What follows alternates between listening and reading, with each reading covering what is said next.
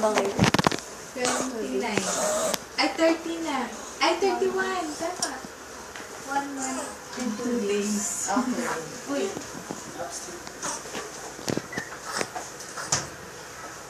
Ang dami mong gatas. Ang laki ng ginain nga na timbang. No? Madami kang...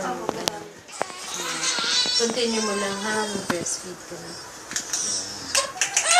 Medyo madilaw pa siya pero okay lang. Hindi naman siya yung 53. Ang daming hair. No. 53. 40. Lagi nga po siya nagsusuka eh.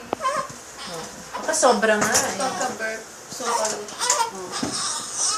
Bakit? Suka o lumad? Suka po. Madami. So, ibig sabihin, kasi imagine, 53 tsaka 53, 34 point style. Imagine mo, kung hindi pa siya nagsusuka, di ang laki-laki na niya ngayon.